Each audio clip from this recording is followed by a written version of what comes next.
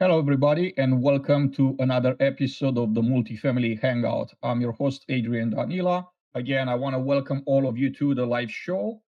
Thank you for being here with us today. I want to thank our sponsors for making this podcast possible. So, we want to thank Apartment Snapshot, Kairos Water, and GPS Roof Leak Repairs. With this being said, I want to kick it off to Chris. Chris, take it away. Thank you, Adrian. I understand that I believe this is maybe his first podcast. So really awesome to welcome Ron Wenzel.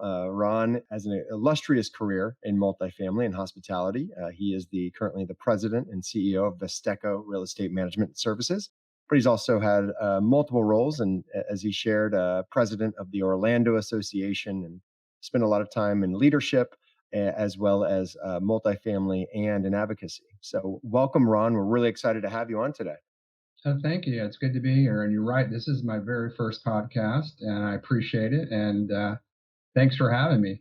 Well, we promise not to bite, and we ask the audience to be friendly in their questions, but we'll try to get deep here. And I think what I first want to kick it off with, we're very casual environment here on the Hangout, and the first question I want to ask about is if you could share just a little bit maybe about your journey, especially from serving in the U.S. Air Force Reserves to becoming such a prominent figure in the real estate and hospitality industry. Well, I appreciate that. I don't know that I would consider myself a prominent, but I appreciate the compliment. So, I started my career early, 1986. I went into the United States Air Force Reserves as a way to pay for my college tuition, like a lot of guys did or have done, and realized that, 1 weekend a month, 2 weeks a year wasn't going to pay the bills. So, interestingly enough, my sister at the time, Linda, who was in property management, working for a company called American Residential Management back in 1986, said, "Hey, Ron, why don't you try applying for a leasing position with my regional manager?" And I did, and I took the position, and from there on out, started my career. So, again, spent 38 years in the industry. Started out in Texas, in Dallas, and went from leasing agent to assistant manager to eventually property manager. And worked for some really great companies over the years. Moved into a district manager position, eventually an asset manager, and by the time I was 32 was a VP of operations in a Dallas-based company called Wells Asset Management, where I spent 10 years. All along, learning more about the industry and becoming involved in the local apartment association has been very key, very instrumental in launching or propelling my career. Having a competitive nature and a desire for education, going through what was then the PLP program, which tells you how old I am. That was the Professional Leasing Person program. I think that evolved into the NALP and eventually other acronyms. And, continuing to get involved with the local apartment associations, going through CAM, eventually going to CAPS, and then wanting to expand even further, went to the Institute of Real Estate Management and earned my ARM designation and eventually my CPM designation, all the while learning and, going to getting my real estate license in Texas as well. And eventually my broker's license. And, so I think my career has been all about not only just, going from position to position, but all the while, going to these various classes and earning these designations and these professional licenses, and also serving as, a volunteer on various committees, starting with the Dallas Apartment Association, then the Tarrant County Apartment Association, also the Austin Apartment Association, and eventually the Florida Apartment Association and the local associations. That's kind of a long-winded response, but that's kind of how it all came about. And, really just developing a real passion for the industry. And, I really owe a lot of it to my sister, quite frankly, who introduced me to property management many years ago. Amazing career. And, people are looking up to individuals, to executives like you that, made an amazing career for themselves.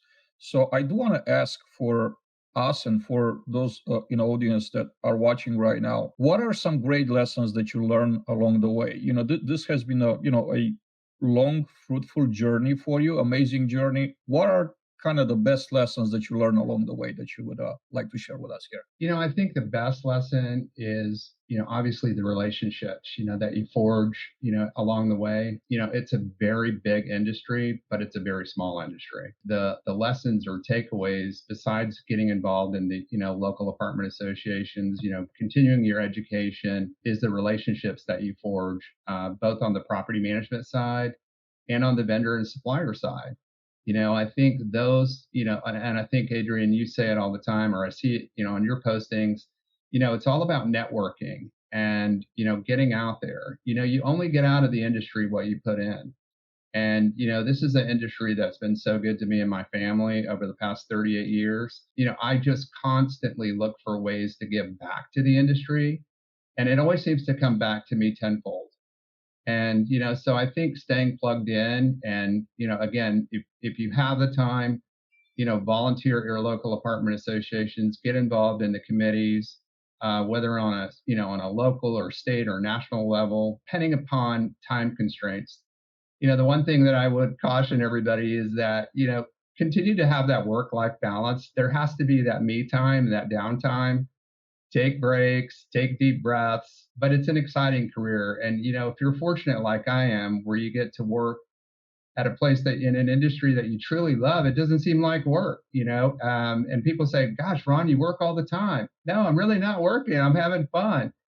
And so, once you find your passion, whether you're a painter, whether you're a carpenter, a plumber, or a property manager, you hit gold. You really find your niche in your home and you become really good at it because you're so passionate about it. That, as you mentioned, like getting involved in your local association, even at the national association and advocacy, would love to hear maybe a little more about what motivated you, because obviously getting involved is very different from becoming the president of the Apartment Association of Greater Orlando and the Florida Apartment Association. So we kind of love, like, how did you get involved and how did that progress into becoming the president with that kind of responsibility? Well, I think it really started from the very, very beginning, when I sought out my NALP, and my CAM designation, I became very, fascinated by the things that I was learning on the ground were put into text. I think finding a mentor or somebody that can sort of lead you in that direction. I'm very competitive by nature, so I have this constant, burning of being number one and the best at everything. And I think that the way that you can do that, being new to the industry, is by, again, getting involved in a committee. And so it started out for me as a committee member of the education committee in Dallas. And eventually that turned into an invitation of, hey, Ron, would you like to instruct some of the classes? You seem to be very passionate about it. So I went and became a CAM instructor, and I taught risk management, and I still do to this very day for the Apartment Association of Greater Orlando. If you go to their website, you'll see an old picture of me, much like the one you have here. That makes me look a lot better, where I'm on their education faculty. And, so sort of one thing led to another. You got to get involved on a committee, whether it's government affairs, whether it's legislation, whether it's membership, and I've been on all. I've been on government affairs, legislation committees, both on the local, state, and national level. Where I've been an NAA delegate, I've been an alternate, and I think it's important. But you have to start somewhere. First, you got to have a burning desire and interest to be in the industry.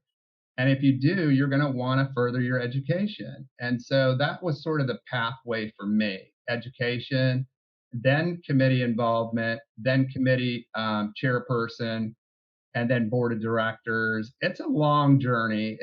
From start to finish. I moved from Dallas to Florida in 2003. It took me from 2003, well, I'll say 2004, because I moved here in October. So to be fair to myself, from the January meeting of 2004 to 2015 to become the president of Florida Apartment Association. So it's a long commitment. You do make some personal sacrifices along the way, because most of the meetings, are held, at different locations throughout the state of Florida. And, a lot of the meetings are held in the evening, and a lot of the events are held in the evening. So it's a long haul, but I can tell you that every minute has been worth it. And again, it didn't seem like work to me, because I was having fun the entire time. Before going to the next question, I do want to say hi to everybody in the audience. We have another record number today. Thank you all for coming. I know that, you mainly came here to see Ron. Obviously, his first appearance on a podcast. I want you all to type in a quick comment, telling us where are you watching us from, and also type in your questions for Ron, please. We like to ask him questions, take questions from the audience on your behalf and ask Ron. This has been, again, an amazing career, and you still have the passion. You still have the passion. You said you have that burning desire. What drives you to get out of bed every day? What makes you be that excited every day to do this every day and still not be tired of it after 38 years, you said? What's the motivator? I think it's self-motivation, and I think it's just seeing the results of your labor. And I think, I look forward to coming to work. I enjoy the people that I work with. I enjoy the culture that we've created at Vestico. It can be a little lonely at the top at times, but, I'm surrounded myself with people that are obviously way smarter than I am. And, and I think that's key to any organization, and I think that we have some very talented, very dedicated, very loyal, very committed team members within our organization. But I think it starts at the top. You have to set the example. You have to set the standard as a leader. If I'm not motivated, or I come in late or leave early, or I take long lunches, or, I'm missing in action, things are going to start falling apart. And so I try to lead by example. And I think that's one of the things that the military taught me, the short time that I was there, is that there is a chain of command, but you also have to lead by example. I had a client tell me the other day, he was in a war many years ago, and he's an older gentleman, and I won't say his name because he might be listening, but he always said to me, he goes, I was a captain in the Army, and he goes, and I was an infantryman, and I was the first one to lead my troops. I didn't go fight the battle. I was the one leading the charge. And I think that's really what motivates me, is that you've got to lead the charge, set the tone, be the example for everyone else to follow, and be sincere and genuine. And also, be compassionate, and be passionate about what you do. And I think that it exudes in who I am and everyone that I've come in contact with. But I think more importantly is that you see the results, in your financials. You see the results in the performance of your properties. That's really what motivates me. And again, I love what I do, so I don't look at it as work. As you were sharing, stepping forward, showing others, being the first to take action, as they say, being the man in the arena, right? There's people who are spectators and people who will tear you down and give you the thumbs down, but they're not the ones actually jumping in and doing it and showing others and being the force. So as you talk about that, if you could elaborate maybe a little bit more. We have, oftentimes a lot of the audience can be investors, there's founders, there's operators. So I think from like that leadership standpoint, when you were thinking about and building and co-founding Vestico Real Estate, can you maybe share with us a little bit about the process you went to, maybe some of the thoughts, even fear going through your brain around co-founding a business, and then maybe some of the unique approaches you brought to that company and building that company? You've got to have an entrepreneurial spirit about you. There's always a fear of failing. There's always going to be haters. There's always going to be sideliners, people waiting for you to fail, expecting you to fail. That's a motivator within itself, right? Because the last thing you want to do is, reach a point where you decide to hang out your own shield and create your own company. But there's so much thought. And, I'll tell you, one of the things that starting Vestico, you call it Vestico, now I'm calling it, starting Vestico, for me, I prefer to call it Vestico, was a little bit risky, it was a little bit scary 7 years ago. It takes patience. It takes a lot of time. It takes dedication. But most of all, what it's really taught me is a little bit of humility. I went from working for very large companies to having very big portfolios to going out on my own and starting with one property. And when you have one property and you start your own property management business, it's a little nerve-wracking. It's a little scary. Because again, you've got people watching and waiting for you to fail or close up shop, or you're having to be the president, the owner, the bookkeeper, the accountant. You're having to play all these different roles. and you're managing one property. And, and I think the biggest thing is you have to be patient, and you have to have your infrastructure, and you have to have, the key people in place. So when the business opportunities come, you don't fail. You don't take on the business and then do a poor job, or you end up failing or letting down clients. So I think, for anybody who's listening, thinking of starting their own property management business, it's not my first rodeo. I had my own management company in Dallas, Alternative Management Group, that I established when I was 32 years old, many years ago. And, so it wasn't my first go at it. So for me, but it was a different state, and again, I went from, being working for one of the largest property management companies in the United States to basically being a property manager and an owner of a company. I took the best pieces from every company that I've ever worked for or with, the knowledge that I gained over the years, and I took all best practices and I simply applied them as my fundamental basic platform for starting my business. So fortunately for me, I had contacts and connections and networking. After a year or two, the business started coming in. And I think it's, a lot of people think, hey, it's just going to happen overnight. As much as you want it to, it doesn't always happen that way. So I think, humility and patience and having infrastructure and just, being patient and never give up, just never quit. And regardless of what naysayers are saying, just keep focused on the prize. Ron, you mentioned sometimes it feels lonely at the top. I had the same feeling every now and then when I used to be in operations.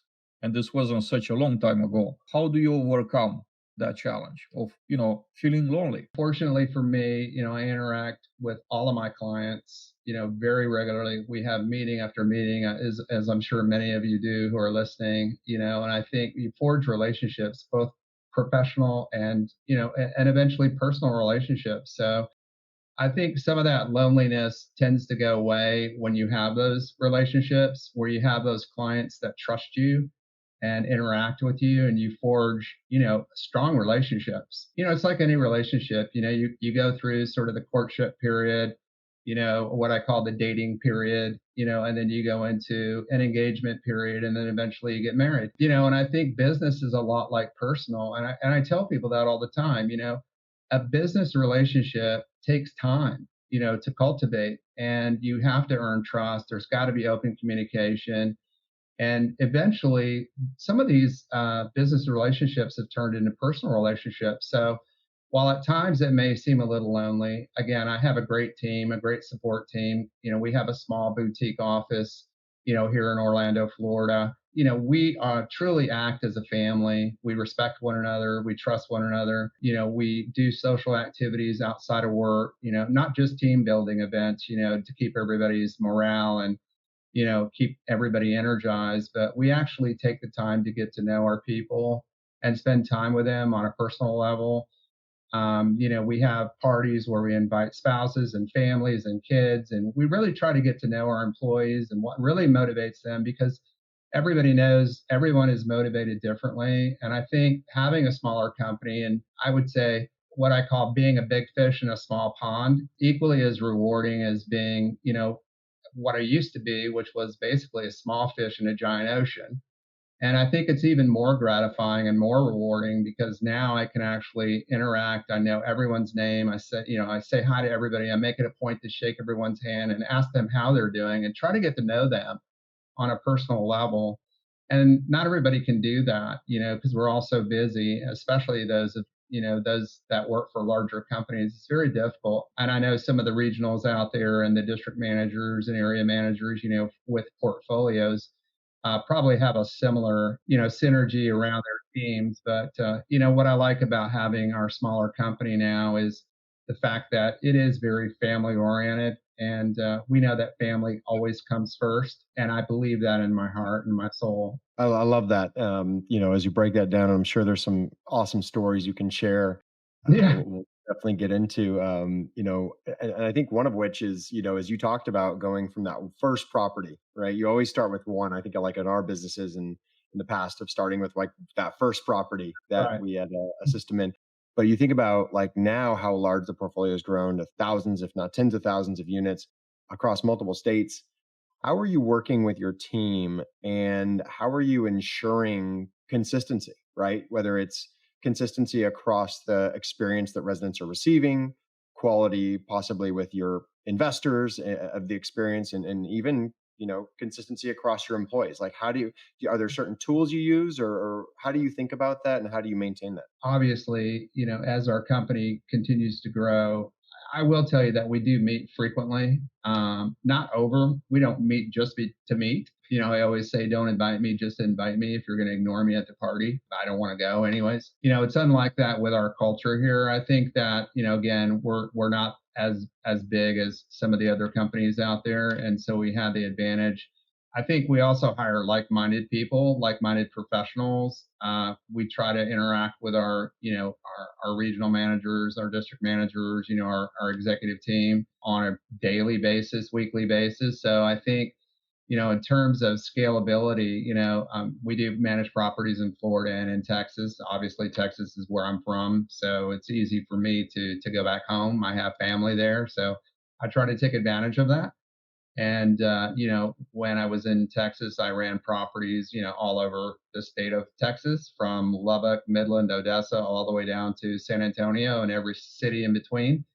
So I know the state very well. And also now Florida, I've been here since 2003, so I know the state very well. But I think what really helps us, keep consistent is that we hire like-minded people.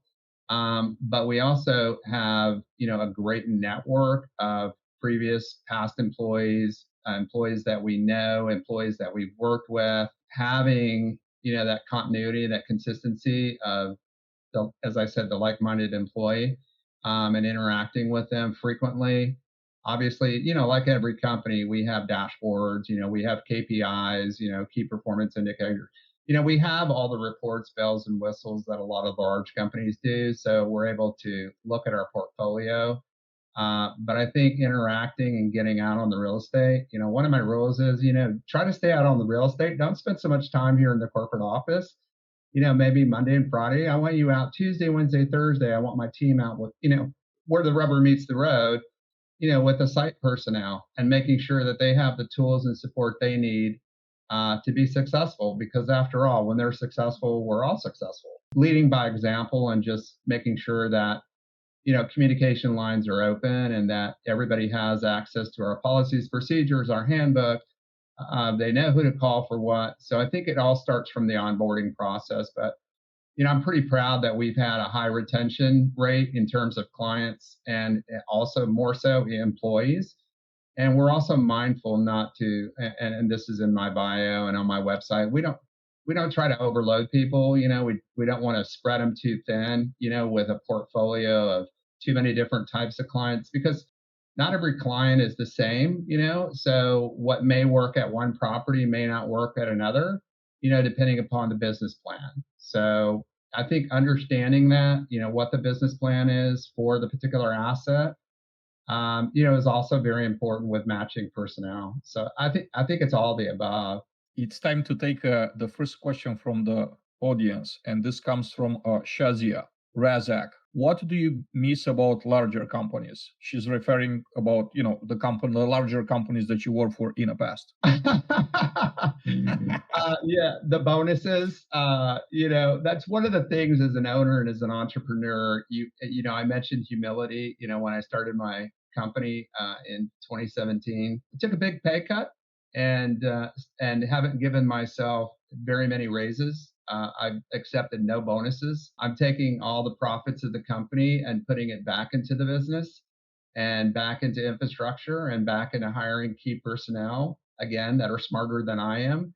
And so I think it's been an adjustment. Jokingly, I say there's not much that I really miss about working for a large company, because sometimes when you work for a large company, and I hope I don't offend anybody by saying this, but it's very hard for somebody who's as driven as I am or as competitive as I am to be able to excel in their career because there's so many bidding for the same position and job. And so what I love about having a small company and working for a small company, and I've worked for other small companies early in my career in Dallas, is that as that company grew, so did I. And the opportunities presented themselves much quicker. And whereas if I worked for a larger company, those opportunities, at least locally, may not have presented themselves as quick. You think about young professionals too getting in the industry, and there's so many options of places to go. And I think about like my history when I was getting out of college, and you're like, oh, you got to study this, you got to do this, you got to go that direction.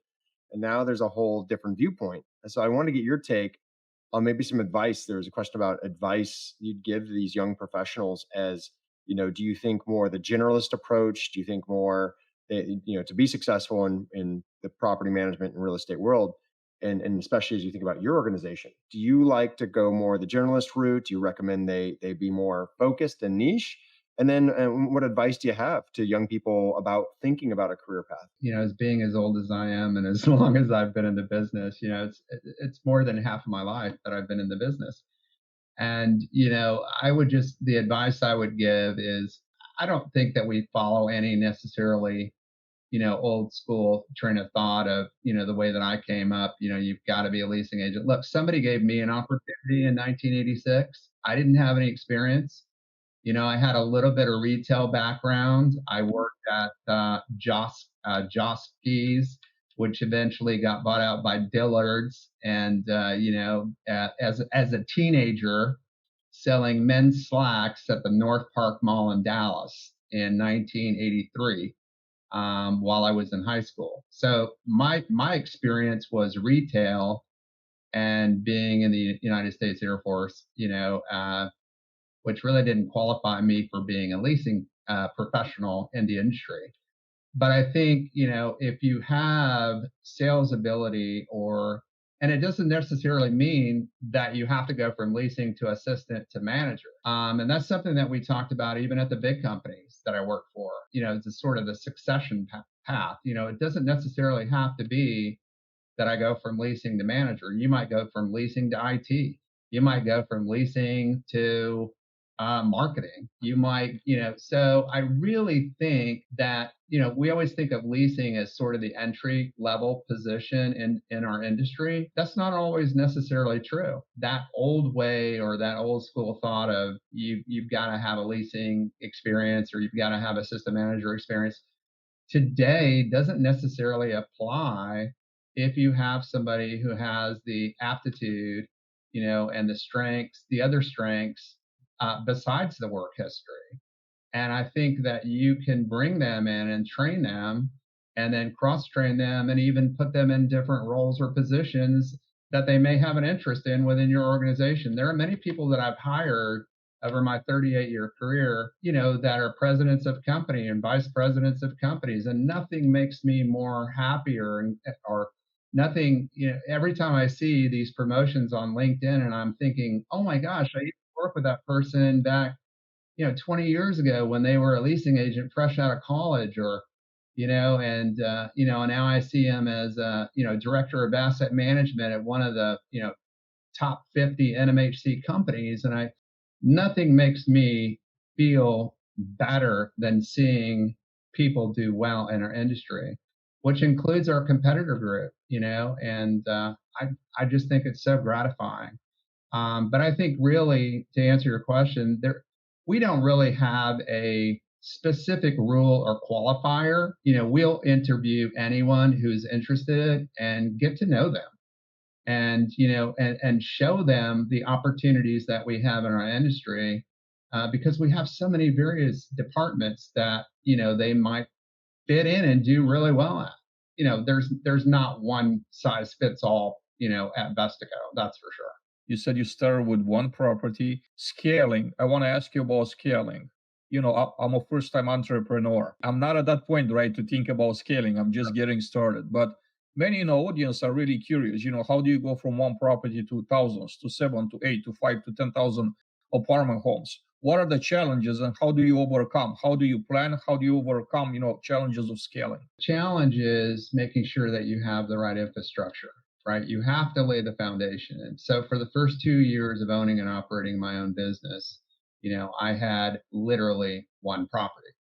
And, I started doing consulting work, for another group, and they had 20 properties. And then I started doing consulting for another group, and they had 5 or 6 properties.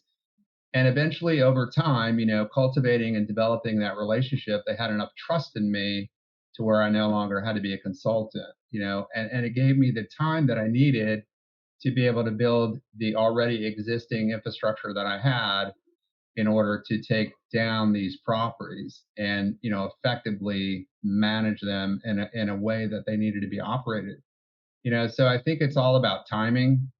And, you always have to be hiring. One piece of advice I will tell you, always be networking, always be hiring and recruiting, because you'll never know when that person that you met, wherever it was, might become your next regional, might become your next, accounting manager, or accounts payable person, your IT person, whatever.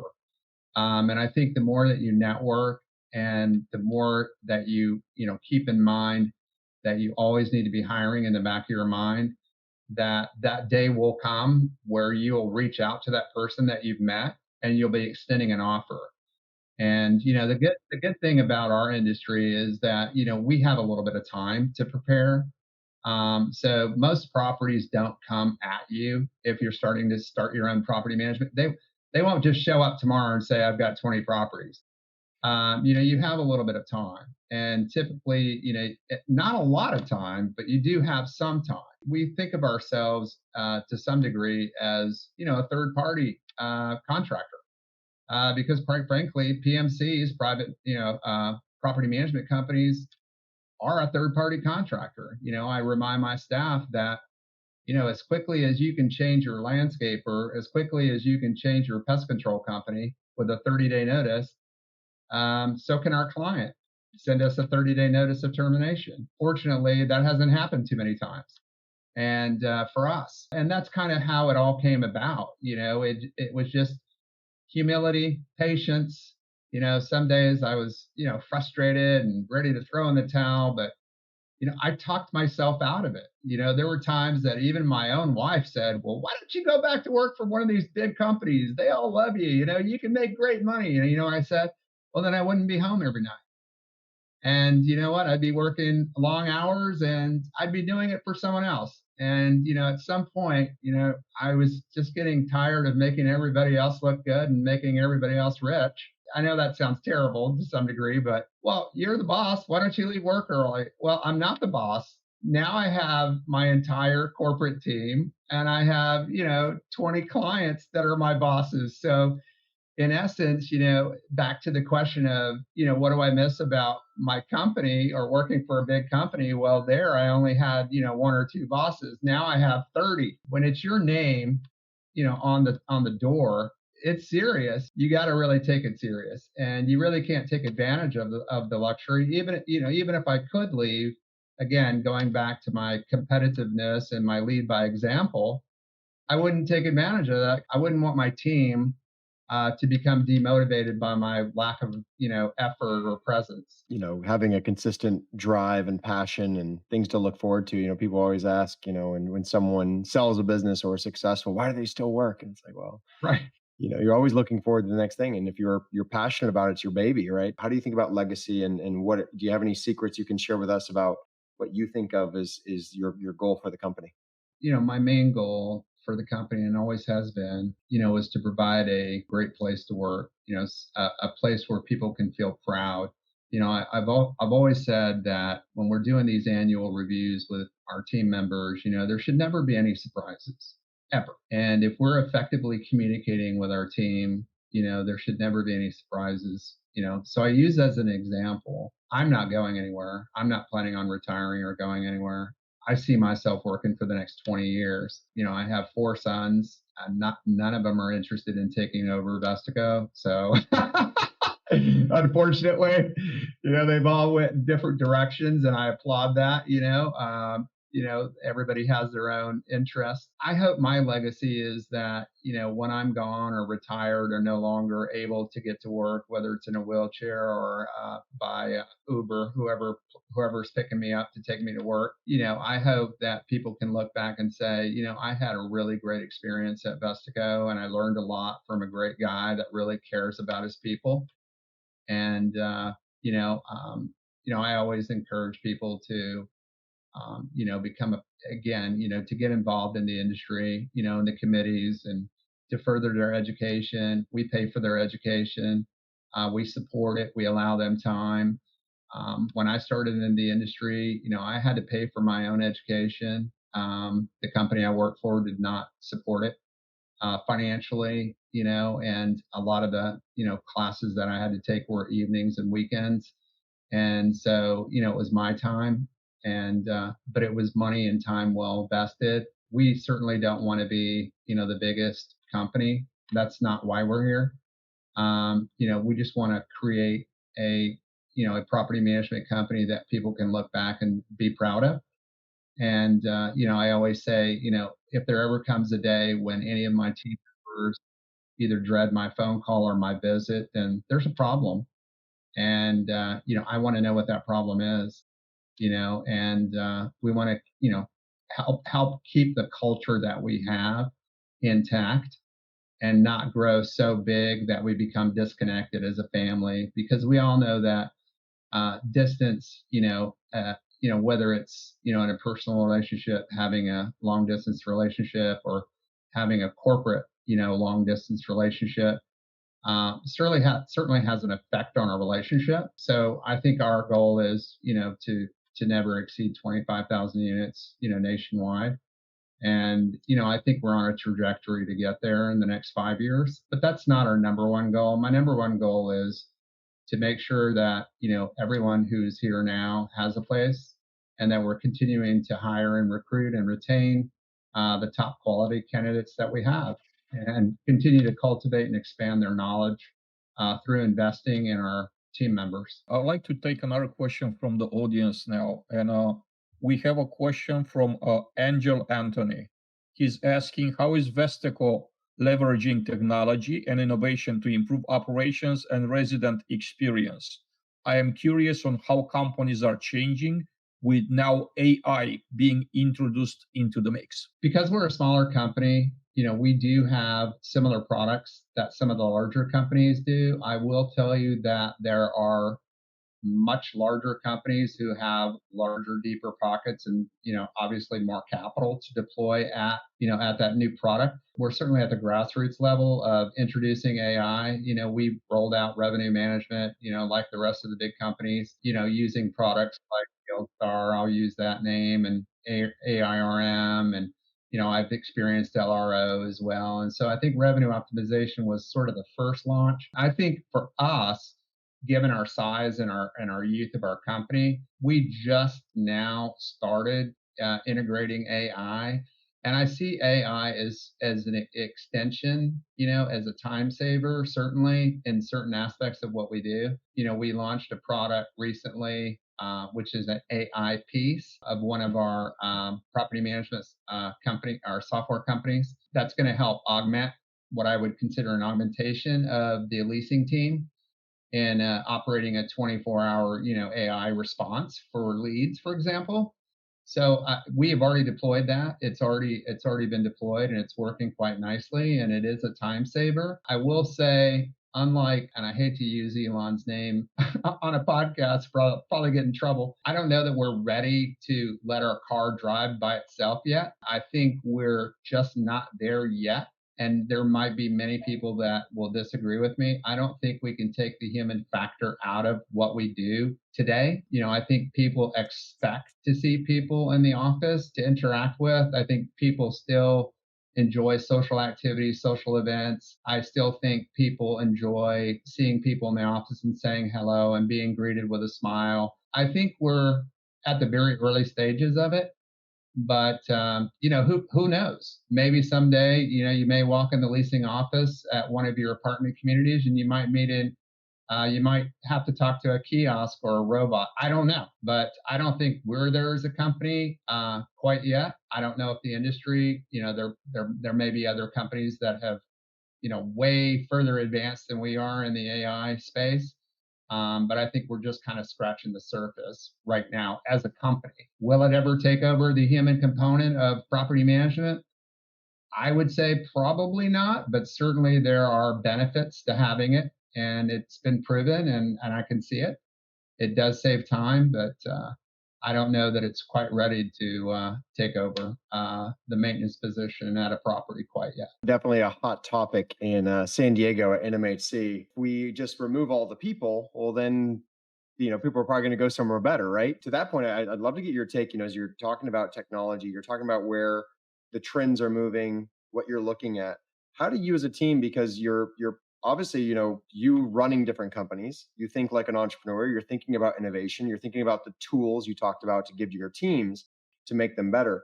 How do you make these decisions on which tools to say no to for now, which tools to pilot, and then which tools to roll out, and over what period?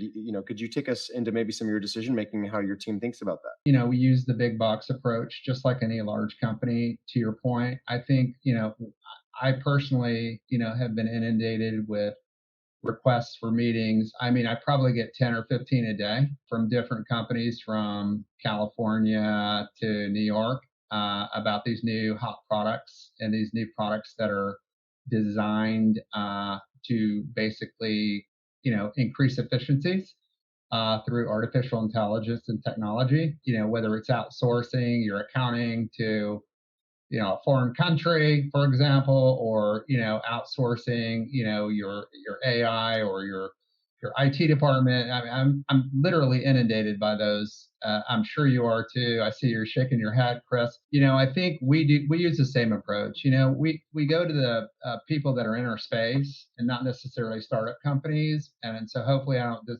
disrespect anybody who's in a venture startup company by saying that. But we typically like to stay kind of within when we vet call it our property management software systems support companies. It's important that whoever we're talking to is already in our space and that they kind of understand, what it is we do on a daily basis before we even entertain, a 30-minute or an hour Zoom meeting, an intro on their product. They've got to have some history in the real estate market and property management or in the hospitality industry, as you mentioned, before we'll even entertain a meeting.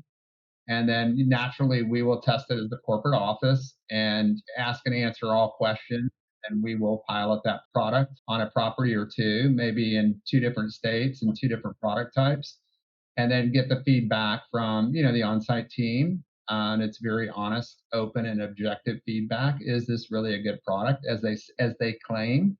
Is it really saving you time as they claim? And does it really make sense? I say it to my advertisers all the time. I said, it's one thing to drive leads to my property, but I need lease sales. Cost per lead is one thing, but to me, at the end of the day, it's cost per lease. And if it's really helping, and I think one of the things about deploying software as a company and as a corporate office, having worked for 2 of the largest property management companies in the United States, and the largest management company in the United States, oftentimes we as executives will sit around and we'll get a pitch from a new product. And we'll think, oh, this is great, this is wonderful. But then we don't even think of how it's really going to impact the end user. And is it going to create more work or is it going to create less work? And that's really what we all need to be mindful of. Is it really, and you also have to look at who's running your property, who are you piloting? You have to remember that there's old guys like me still running property management companies that may not have the same skill set or the same aptitude or skill. I'd say speed. We have the aptitude. I would say the speed to embrace change and new technology. People tend to have a fear of what they don't know or understand. So I think as long as the product is proven and it's deployed correctly and people embrace it and they understand it, they're not afraid of it, they use it, and they can actually see the benefit. Rather than adding another administrative burden or something they're afraid of and then they won't use or touch. When we pilot programs, we try to pick different product types, but also different management type of people to be able to gauge whether or not they're going to embrace it and use it, and if it's going to be effective or not. Ron, it's been so amazing to have you here. I could have gone for hours, honestly. Yeah, unfortunately, the podcast is coming to an end. So I wanted to ask you to share some final thoughts with us and the audience before we wrap up. Well, I think some final thoughts is, if I can do it, you can do it. It just takes passion. You've got to love what you do what you love. I know that sounds so cliche-ish, but once you find that thing, whatever it is that you love, you're going to do great. You're going to excel at it, because for me, it's not like work. This is what I love. This is what I do. It's my passion. It's like a painter, with a paintbrush and a canvas that creates art. And that's what I look at our property managers as, these artists, that all they need to be given is a clean canvas, some paint and a paintbrush, and let them create the art. And all we do is provide, the tools and support so that they're successful. And, that's really all all it boils down to. Whatever industry you're in, whatever field you're in, whether you're a porter or whether you're a plumber or a maintenance technician, find whatever it is you're passionate about and give it everything. And just remember, you only get out what you put in. I couldn't think of a better way to wrap up this conversation. Thank you again, Ron. Very grateful to have you here today. We hope to get you back here for another conversation down the road. There's just so much more that I wanted to talk to you about. I want to thank all of you in the audience. We broke another record today, like by a lot. It's been an amazing turnout. And I want to thank our sponsors from Apartment Snapshot, Kairos Water, and GPS Roof Leak Repairs for making this podcast possible. We hope to see you guys back next week. We have Christine Monikop. She is a vice president of Gables Residential as the next guest. So come back next Thursday, 3 p.m. Eastern, for another amazing multifamily hangout. Take care. Thank you. Thank you, Ron.